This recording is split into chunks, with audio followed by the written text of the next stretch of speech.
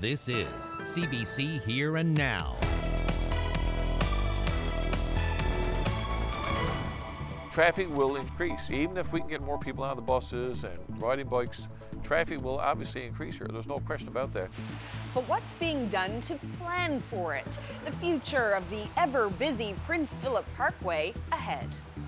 Good evening and welcome to Here and Now. I'm Carolyn Stokes. That story in just a few minutes, but first, a young woman in Gander is mad and speaking out after being struck on the Trans-Canada Highway. Police have since charged a man with impaired driving. Here she is telling the story in her own words to our Garrett Berry. My back windshield's completely smashed out. You can see my headrest pretty well through my window. I saw two headlights very, very far behind me. They were far enough that being in Newfoundland, my first instinct was it a car or was it two skidoos on the trailway? But because they were so far behind me, I didn't pay any heed. And with what felt like 5 seconds after, I got hit. I felt my head push back against my headrest and everything seemed like it was in slow motion. White noise, almost like when an explosion goes off in a movie. I remember saying to myself twice, just don't flip, although I was nowhere near flipping. I'm sore, I'm tired, I'm stressed. Mentally, I'm doing better, but I'll never fully get over what happened, of course. I'm sleeping a little bit better. I'm getting better, but it's never going to fully go away. How do you feel standing next to it? Honestly, I still can't believe it. I look at it and I still can't believe that that's my car. That I was in that, I got out of that. I still can't believe that's my car. It feels like I'm looking at someone else's accident. I'm not angry for the fact that it happened. I'm angry at the reason it happened. What do you mean by that? Well, things happen, whether it's weather, animals, mechanical issues. You can accept that. You can accept that that's what's caused an accident. You probably could have called it, attempted murder, basically, because it could have 100% been prevented. Well, nearly $250,000 was spent on a traffic study for the busy Prince Phillip Parkway in St. John's. The MUN traffic study aimed to predict and fix future problems. Now, 5 years later, two top priorities have hit a speed bump. Here Now's Ariana Kelland has more. There's no debating the importance of Prince Phillip Parkway. It's a direct link between east and west sides of the city, with lanes leading to the university and the Health Sciences Center. What can't be agreed on? Tackling traffic. It was disappointing to me that we didn't get approval right now. Council had other priorities in mind, I think. But I think it'll come in time because we simply have to address it. It's something that must be done. In December, Hickman was the lone councillor to vote in favour of asking the province to help fund a roundabout here at the intersection of Prince Phillip Drive and Allendale Road. According to the RNC, in 2018, it had the most collisions out of any intersection on the Northeast Avalon, with 17 crashes. The parkway itself had 82 collisions. As an act of civil disobedience, the students appear to have made their point. Safety concerns around campus aren't new. Students famously shut down the parkway in October 1980 after biology student Judy Lynn Ford was struck and killed while crossing the road. Thousands of students, fed up with unsafe campus conditions, won the fight. This report was paid for by the province, city, university, and Eastern Health. It was tabled and adopted by Council in 2017. Recommends many changes to the existing parkway and surrounding areas, keeping drivers, pedestrians, and cyclists in mind. Another major priority flagged, a U-Pass for the university. Students voted overwhelmingly against it. There's no question that in the thinking for this study, the long-term planning included the fact that Team Gujo Highway would be completed. It included the fact that there would be a major science building added. But what couldn't have been factored in that study was the addition of a new mental health hospital, over 100 beds, and the province says it wants to add a parking garage to hold a minimum of 1,000 vehicles. Council needs to have a better understanding of what's going on here.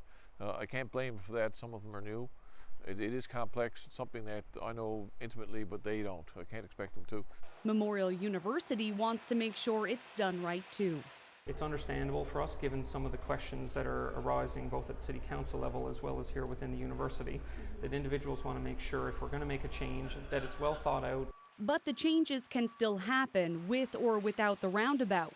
Both Wright and Hickman hope smaller changes can be made despite putting the brakes on parts of the traffic study. Ariana Kellen, CBC News, St. John's.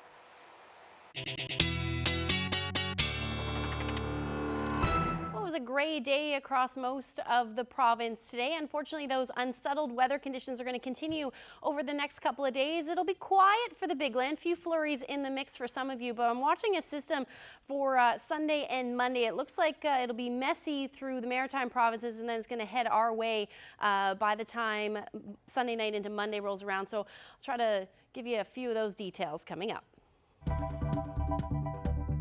Atlantic Place and Atlantic Place parking garage. Would we like to have dynamite to blow them up, perhaps? Well, that's not going to happen, so what else can be done? Council could be one step closer to dramatically changing the City of St. John's skyline. The latest on Atlantic Place ahead. Well, a home in a small community near Lewisport burned down this weekend. Crews from Campbellton and Lewisport did not respond to the call in Michaels Harbour because the community hadn't paid for fire services. According to Lewisport's mayor, residents living in unincorporated communities need to pay $50 per year to receive the service. She says they knocked on doors and left letters but couldn't convince everyone to get on board. The local service district in Michaels Harbour disbanded in 2005, and right now there's no leadership in the community. Well, the head of fire services says there have been more than 45 fires since the beginning of December. And while that number may seem high, he says it's not unusual given the time of year.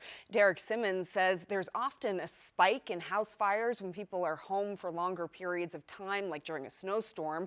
Wood stoves, snowblowers, and fuel fires are also common during the winter.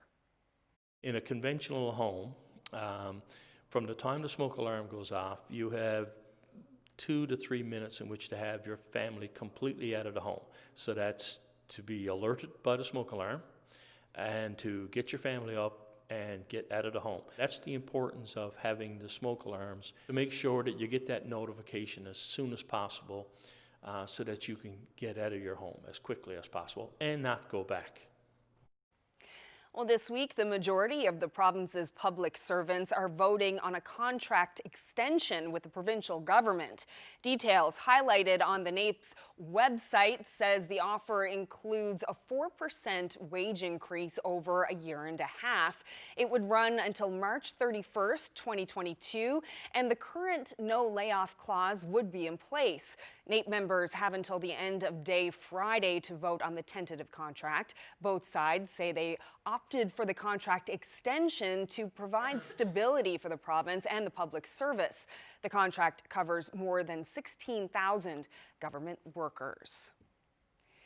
Now that's the view from NAPE, but over at CUPE, which represents about 3,700 government workers, there is no such vote happening yet. According to the union, they aren't ready to sign off on a contract extension they haven't been privy to.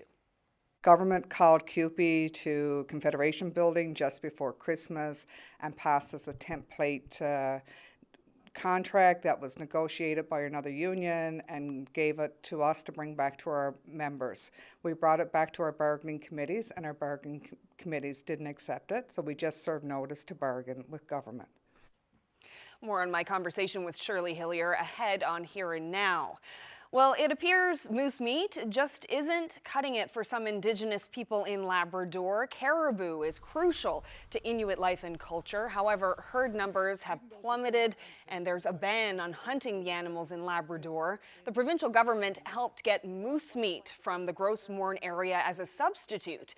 But the Land and Resources Minister in Nunatsiavut says people aren't interested in moose. So Greg Flowers wants the province to come up with alternatives. In the meantime, He's reminding Inuit people to abide by the caribou hunting ban to help get the herd numbers up in hopes they will eventually be allowed to hunt the animals once again. Well, the Atlantic Place parking garage in downtown St. John's is one step closer to having a hotel built on top of it. It's a contentious proposal. Public opinion is split.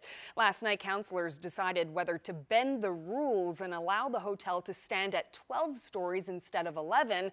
They voted 6-5 in favor of amending regulations, giving the project the extra height and moving it forward. But before they voted, councillors had the opportunity to speak their piece. Here's some of that back and forth. I don't agree at this time with a height increase or even the slight floor area ratio increase to the building. It wouldn't be entertained at nearby sites in the area, and this is like a history of spot zoning on this one particular lot. So it's a bit of a loophole within the zone. You know, an addition of an extra floor still doesn't bring it to the height of Atlantic Place. So the height argument is not, to me, a valid argument here. I don't believe it's spot zoning either, as mentioned before. We're not changing the zoning, this is discretionary.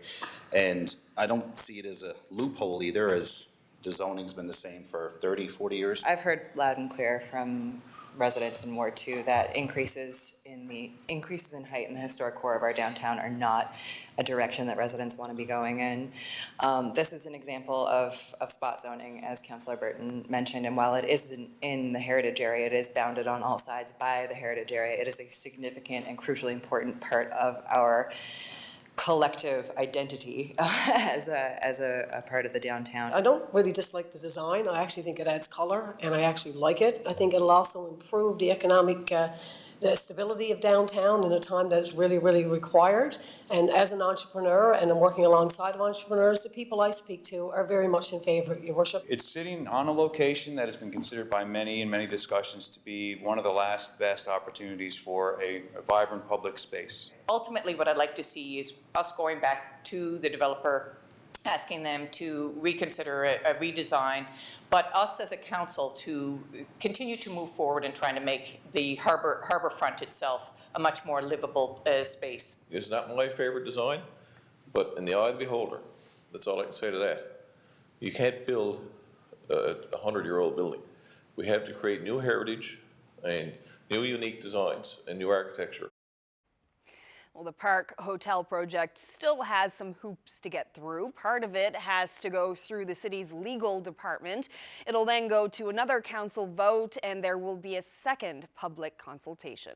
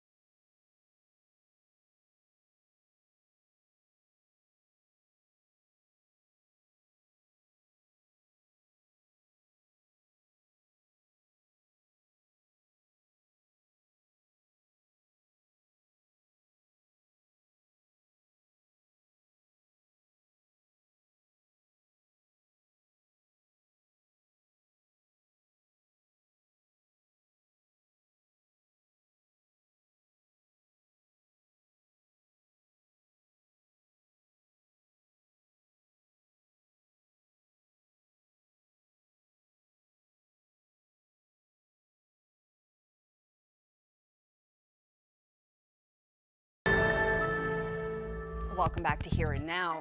Well, let's get back to the bargaining story that's unfolding in this province. NAPE members are voting this week on whether to approve a 2-year extension of its contract with government. But at CUPE, no such vote is happening. I spoke with the union's local president to find out why. Government called CUPE to Confederation Building just before Christmas and passed us a template contract that was negotiated by another union and gave it to us to bring back to our members. We brought it back to our bargaining committees, and our bargaining committees didn't accept it, so we just served notice to bargain with government. We had our pension analysts from Ottawa to look at it, and the whole part of the Canada pension plan was meant to be extra money for our members when they retired, and not to be integrated with our public service pension plan. So our members actually deserve to retire with dignity, and under the system that's currently, that would be with the CPP and the PSPP, our members would actually retire with a few dollars more in their pocket. But with this proposed agreement, it's meant to be integrated together. So the 2% increase that's coming on April the 1st is really just smoke and mirrors, because that 2% is not going to cover the part with the public service pension plan on the payback of the plan. So our members will actually probably retire with less. And that 2%, that's part of the 4% wage increase that's being offered in this deal. Correct. So NAPE is saying that its union is recommending its members accept this deal, accept this template. They talk about how the province is in a difficult fiscal situation right now, and they understand that, and they think that what they're being offered is good. So what's the difference between NAPE and CUPE? All right, first of all, I'm not bargaining for another union. The other union does their own bargaining. I'm only for CUPE members. What our members want is just fair collective bargaining. We understand the fiscal challenges of the province. We absolutely understand that. We're not looking for that 20% increase that we got so many years ago. We are looking just sit down to talk to the employers to get fair collective bargaining in our contracts, like such things as occupational health and safety wording in the contracts, even just the past post snowstorm, adverse weather conditions. We have locals that don't have that in our collective agreements.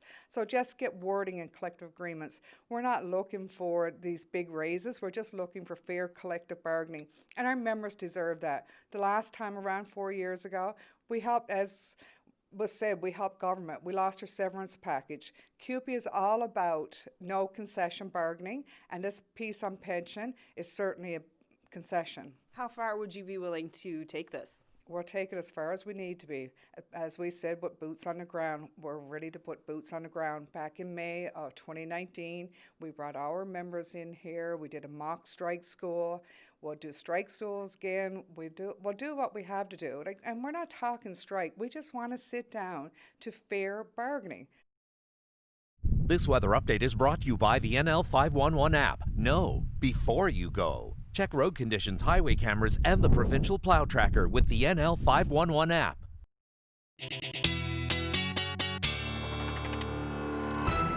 All right, so before we get to the weather, Ashley, I'm not sure if you noticed online, but a lot of people in this province are saying goodbye and thank you to the Army. Yeah, here are some of the troops arriving back home in New Brunswick after spending a week here, helping people shovel out. Yeah, a lot of people saying online they appreciate all that muscle being here on the ground after the unprecedented snowstorm. Even the National Defense Minister has chimed in saying the soldiers' dedication in helping those impacted by the storm is recognized by all Canadians. So thank you so much for your help. Absolutely. So the snow is really starting to take a knocking out there. Yeah, we talked about it yesterday, how much we lost. We were sitting at 100 centimeters on the ground yesterday, and that number has dropped. Take a look at what we're sitting at as of this afternoon, down to 81 centimeters on the ground. So we are losing it actually quite quickly, which I'm sure some are happy about and some are not happy about. But obviously there's still plenty of snow on the ground. Here's where we were sitting this morning, below zero for the majority of the island, up through Labrador, minus 32 for Lab City, and then significantly warmer through Happy Valley Goose Bay, sitting at about minus 17 this morning. Those temperatures did climb, though, hovering around the 0 degree mark for most of eastern Newfoundland, even reaching above 0 down through Burgeo, Port aux Basques as well. And then otherwise, we're sitting in those minus single digits for the northern peninsula through the day as well. So we do have a little bit of some onshore flow going on in northwesterlies, some northeasterlies being reported as well, and that's leading to some freezing drizzle mixing in with the potential for some snow. So we did see a generally gray day across the province, up through Labrador, a little bit of sunshine mainly for Lab West, but overall that flurry activity is happening in some cases, certainly along the west coast as well, but we do have that freezing drizzle in the mix. And that's going to continue as we head through the overnight tonight. So we could, or more than likely will see things change over to snow, especially along the northeast at some point tonight. Wouldn't be surprised to wake up to a centimeter or two on the ground. But overall, we are going to see the risk of freezing drizzle continue as we see that onshore flow, mainly really anywhere for the northeast, but generally just unsettled and gray for the west coast. Quiet up through Labrador, you're going to see a pretty nice evening, other than some flurry activity starting in the northern portion of Labrador, and then that'll continue to move through central. So here's where you'll be sitting overnight, -1 for St. John. So really not moving much overnight tonight. -6 for Corner Brook, temperature dropping to -25 for Lab City again. And Cartwright staying cloudy tonight. Some light winds though, so sitting around -16 as your overnight low.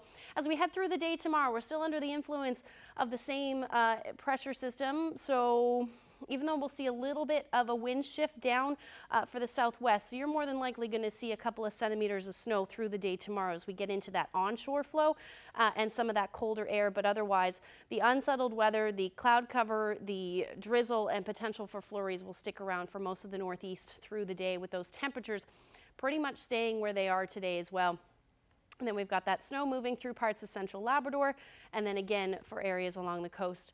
Lab West, going to be another lovely day, but chilly into the afternoon for you. So here's where you'll be sitting temperature-wise, hovering around the 0 degree mark for St. John's. Some northerly winds, 20 to 40 kilometers per hour. Hovering around -2 for Clarenville, Marystown sitting at -1, and then as you head towards central, similar temperatures. Again, flurries or freezing drizzle possible through the day. There's some of that heavier snow I was talking about. Still light though, anywhere from 2, maybe 4 centimeters of snow is possible in some of that. Corner Brook sitting around -3.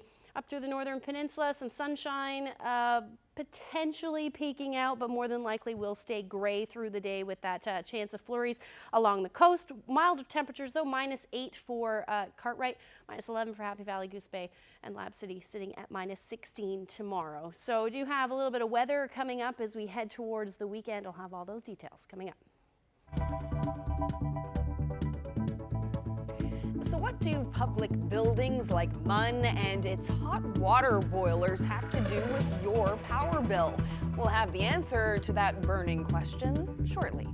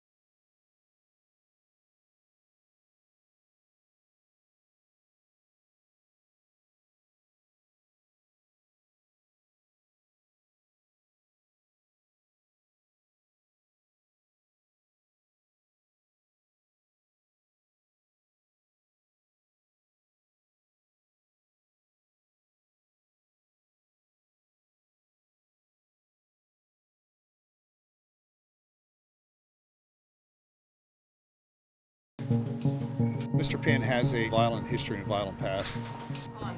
Am I going to be rolling on this? All right. In local news, Phillip Pinn is back in custody. Okay, now hold on one second for real. More jail time for Phillip Pinn. The whole point of this, right? This would be a documentary, so this is about rehabilitation. Do you think he can turn his life around? I know he can. It's hard to rehabilitate people when they're around a bunch of criminals. And second chances. And how do you pick yourself up and move forward? All these people that judge my kid, they're all full of shit. It was my fault, like it was on me. Phillip is not a monster. I don't look down and I don't judge people for their mistakes and stuff, and I expect the same.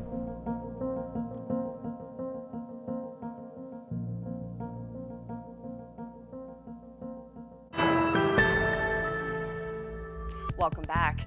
Well, the shift has begun to change the way public buildings are heated in this province. It will mean good things for the environment and might just help keep our power bills affordable in the Muskrat Falls era. Terry Roberts reports. It's a very industrial place, full of pipes, tanks, and gauges. And then there's the furnaces. It's a critical building on the St. John's campus of Memorial University. But for a place that's so important, it has a drab name, the Utility Annex. 4 furnaces, 70 megawatts of power, fueled by a steady diet of number 2 diesel. Boiling the water that warms 60 buildings on the university campus and the sprawling Health Sciences Center.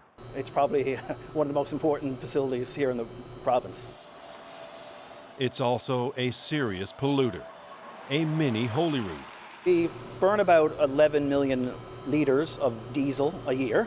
So that equates to about 25,000 tons of CO2.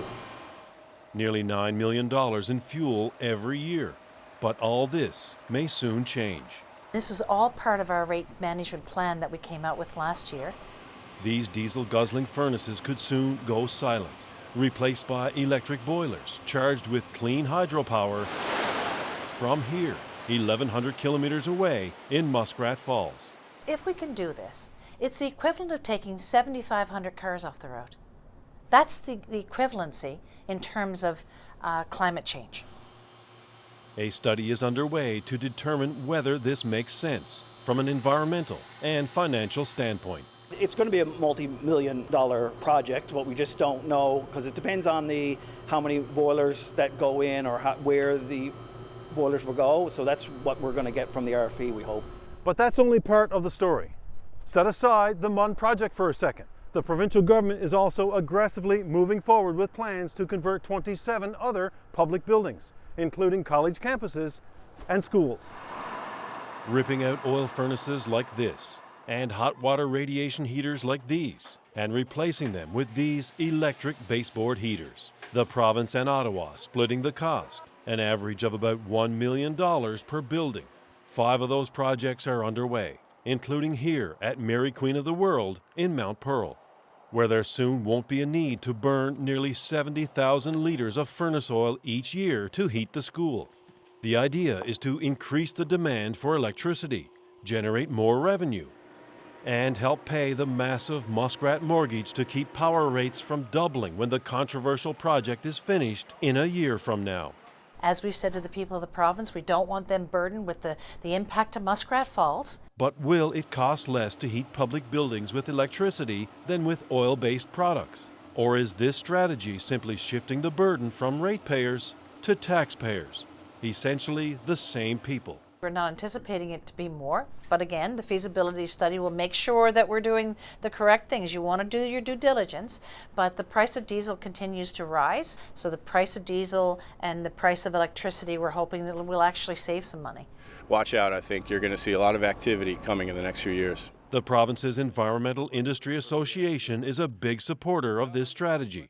Muskrat Falls is a financial disaster, but will be a friend to the environment. When Muskrat is online, nearly 98% of the province's electricity system will be powered by renewable energy sources. That is something that we really should be proud of, and that's something that we should be looking at now. How can we leverage this? How can we make the most of that opportunity? Because other jurisdictions in the world to have that kind of penetration of clean, renewable energy into their electricity mix, they would be very jealous of our situation.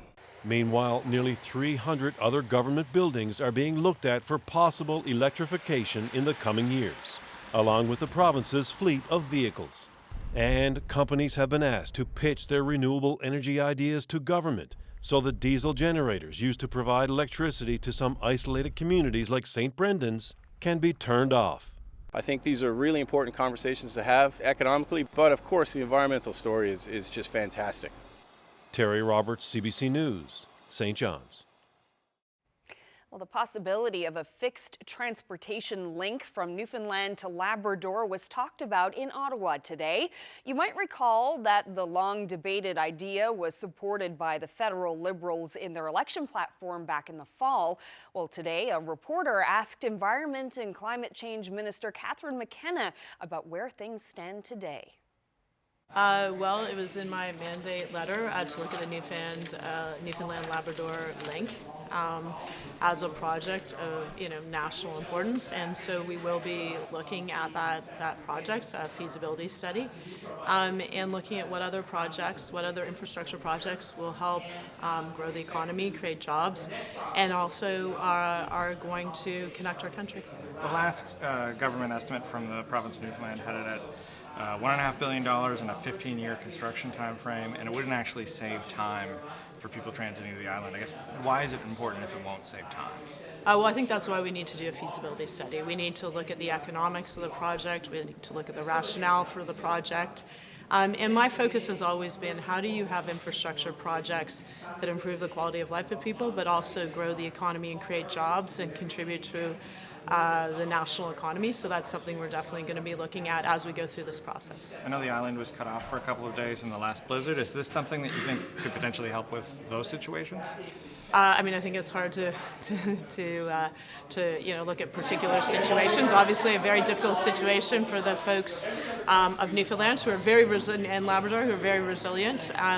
But I think these all are projects. We need to have rigor around them. We need to look at, do they make sense? Do they make sense to the community? What is the economic cost? What is the economic benefit? And that's exactly why we'll be doing a feasibility study.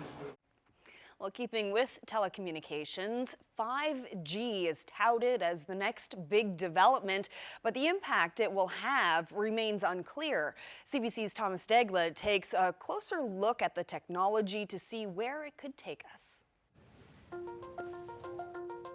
There's a lot of promise around 5G, or the fifth generation of mobile network technology, but it's not clear how much of the promises are hype. For example, is it faster? Depends. Promise is that it will be way faster, maybe even 100 times faster than what you get now. But there's a catch. While current signals can go far and through objects like buildings, super fast 5G can't go as far. 4G is just about one technology. Here we have a constellation of technologies that are working under the umbrella of 5G. We need to have multiple antennas, we need to have higher frequencies. So more cell towers will have to be built for that super fast connectivity. Next up, is 5G a game changer? The promise is a more connected society, no less, with driverless cars, smart traffic lights to keep congestion down, and artificial intelligence managing it all. Sure, a 5G network could power this future, but not without time, money, innovation, not to mention permission from governments. The promise of 5G that gets touted so much is that it's going to change a lot of the ways we do things. That's going to depend a lot on the people who are developing the applications that require 5G. More realistically, 5G will offer better connectivity for your phone, tablet, or laptop rather than an entire smart city. The last promise is 5G ready right now. Well, not without new phones, which need new towers, which need new 5G modems, creating supply and demand. That's expensive. So the Canadian telecom industry plans on spending $26 billion over the next few years, estimating 5G will add $40 billion to Canada's GDP. But keep in mind, for some Canadians, 5G may never be ready. Unfortunately, there's still a lot of rural areas that are underserved by 4G. And even though the carriers are talking about using 5G for closing that digital divide, we haven't really seen a performance like that in the past that gives us a lot of confidence that that's likely to happen in the near future. Don't lose hope on this promising new technology. Just like 3G gave us apps and 4G gave us streaming, there may be another mobile revolution around the corner. Thomas Dagg, CBC News, Toronto. So clench your fist and go where only your own eyes can see. For local singers and songwriters, tonight is a big night. The Music NL Awards are being held in St. John's. Here and Now caught up with one of the youngest nominees. That's ahead.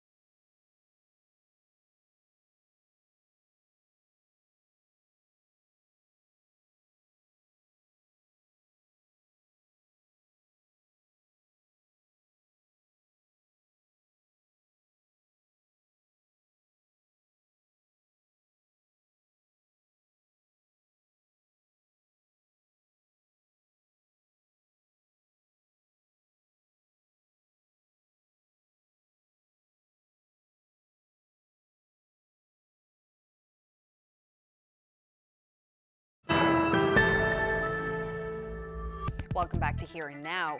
Well, some of the province's top musicians are getting ready to take the stage at the Music NL Awards. The ceremony is happening tonight in downtown St. John's, and it's going to be extra special for one of the youngest nominees. 15-year-old Paige Penny is up for Pop Artist of the Year. Later this week, she's also releasing a new music video featuring Alan Doyle. Here Now, Zach Audi spoke with Paige about making big strides in her budding career. All right, Paige Penny, we're at the LSPU Hall. Music NL Awards are tonight, and you're up for Pop Artist of the Year. Yeah. Ceremony's in a few hours. How are you feeling?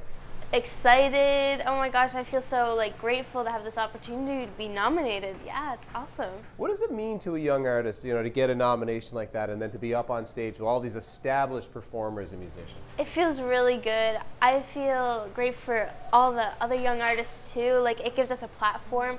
And yeah, like you said, to be up there with a bunch of other amazing artists is really cool. Hope will get you nowhere without a chance to take.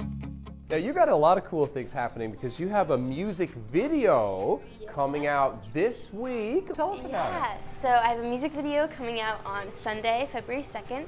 It was directed by Roger Monder, and it has Alan Doyle as the cab driver in the video because he co-wrote the song with me and my dad, Kirk Penny, and it's called Shooting Star. So yeah, Alan's in it, Roger directed it, and a bunch of friends and family are in it as well, and it's really a collaborative music video. It's great. Players in the game.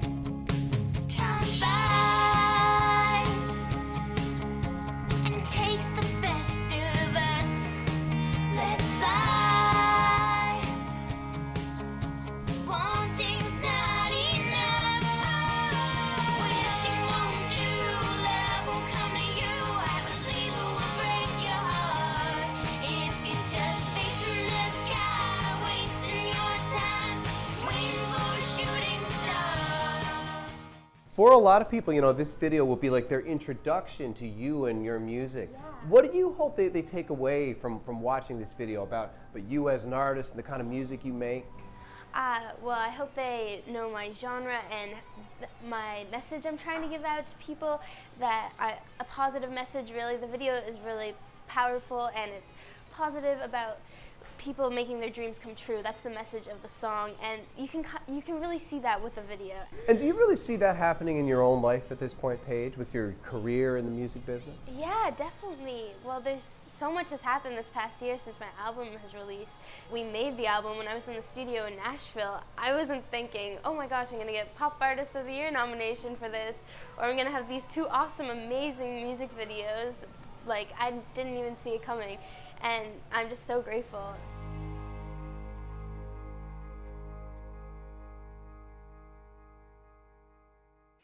Nice. Good luck to Paige and all of the nominees tonight. Well, as we told you earlier in the show, members of the military who were here helping dig out St. John's are gone home. Here are some of them arriving in New Brunswick after their week here. But as Mark Critch and the gang at 22 Minutes discovered, some left thinking that Newfoundlanders are a little too friendly.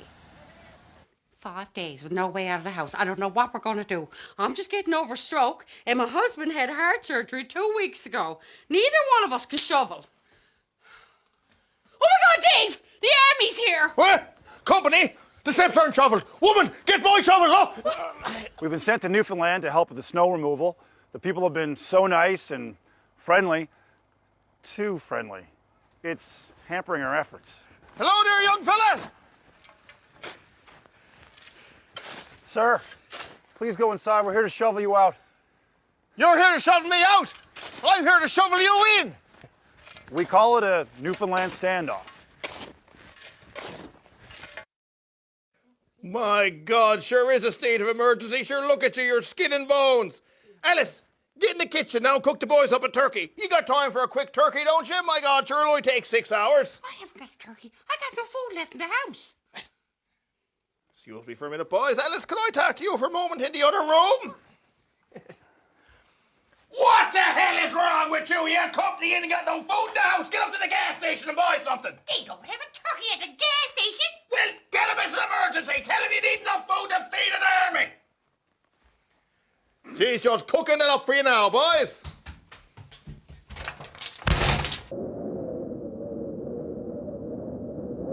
Won't be long now, boys. Bertilla! This here is my daughter, Bertilla. Bertilla, this is the army. They're here to save us. Bertilla can't shovel on account of her asthma. Now, there's nothing else wrong with her. And she got a certificate from the trade school. Bertilla got no man, do you, Bertilla? We really should go. Oh, God, Bertilla, wouldn't it have killed you to put on a bit of makeup? Oh, I got the turkey. Oh, I'll have to stuff it with storm chips. It's frozen, but it won't take long to thaw. Sir, we have to leave. No, don't go, boys. Won't you stay and have a beer? We got no beer. Won't you stay and have some heart pills? Look, have some heart pills. There you go, a couple of heart pills. Won't hurt you much. It's been 3 days now. The Army is trying to send more soldiers to free us, but I don't believe anyone's coming. Buddy, now you dance with the cameraman, huh? Please, sir, I can't. Dance!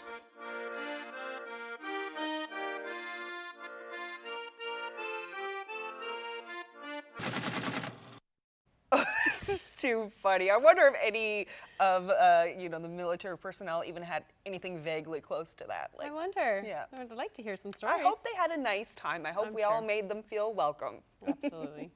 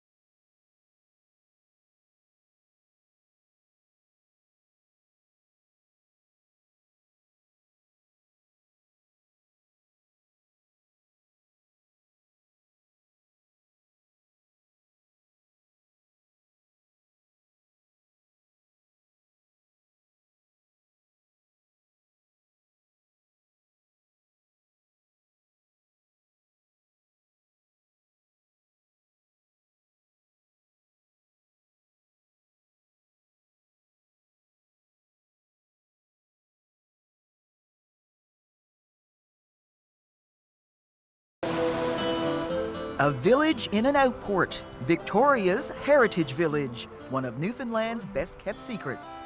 Victoria's Hidden Gem, Sunday at noon and Monday at 7.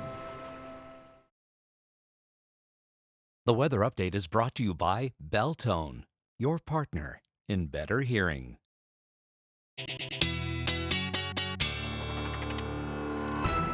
All right, time for a look at the long range. How are things looking as we're heading into the weekend in the Thursday time frame? Yeah, so it's unsettled. It has been for the last couple of days and will continue to be unsettled, unfortunately. We do have a little bit of an area of high pressure that's going to track west of us, but as that continues to move a little bit further south, we're still going to see that unsettled weather across most of the island and even up through Labrador, a little bit of cloud cover in the mix there as well. So the potential for snow really does exist, or some freezing drizzle exists for the next couple of days for the island. And then as we head into Friday morning, again along the west coast, but we should or potentially might see some sunshine in the mix for the rest of the island. So here's where we'll be sitting Thursday temperature-wise. Not really much movement. We're going to start to see a couple of degrees drop on the west coast, so about -5 for Corner Brook. The Straits sitting around -10, St. Anthony at -8, but the warmest weather will be for the eastern portion of the island, -1 for St. John's. And again, unsettled weather, some sunshine up through Cartwright, and then flurry potential for Happy Valley, Goose Bay, and Nain sitting around -13.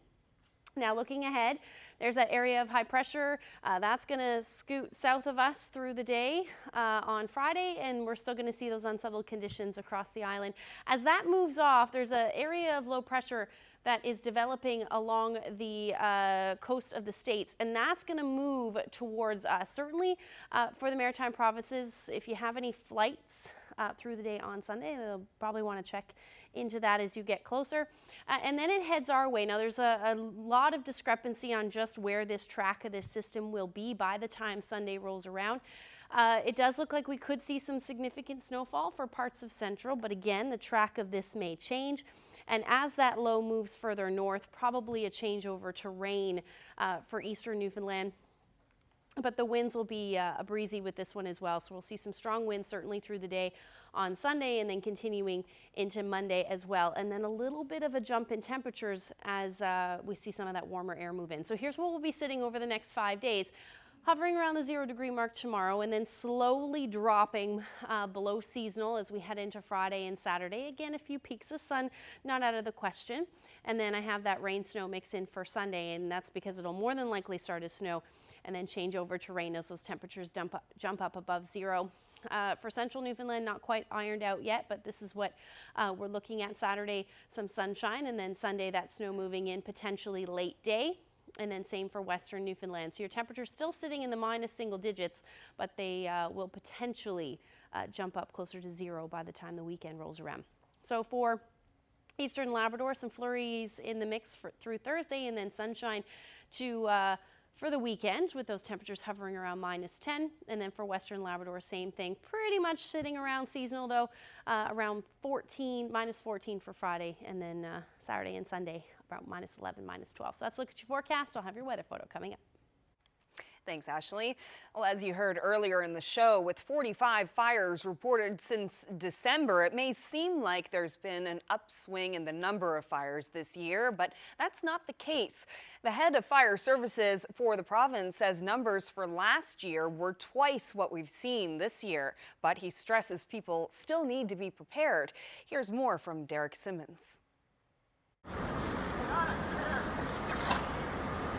We're approaching a little over 45 fires since the 1st of December, and which is in fact not unusual for this time of year. In the past, in 2018, in the same period, we had 169 fire calls, of which 92 were actually single-family homes. What we've found is that the fires have been coming in groups. So we may, in fact, on a particular day have 4 or 5 or 6 fires in a 24-hour period, but then we may go 3 or 4 days without a fire at all. So it's what becomes noteworthy is when we have them all grouped together.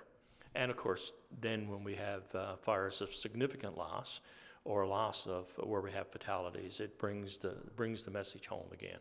Because we all believe that it's not going to happen to us. You know, we think about what happens in our homes. So when we look at fire safety, we look at it from the point of view that we want to try to reduce the amount of risk that's in our home. So by doing those checks around your home, checking the extension cords, checking the things that can go wrong, you know, did the space heater get moved to close combustible? So when we identify all those types of risks, the dryer vents and all those things, then once we eliminate those, we want to try to look at making sure that we have the detection, so if something do go wrong, that we have the detection, so our smoke alarms are critical, our carbon monoxide alarms are critical to make sure that we can get notified.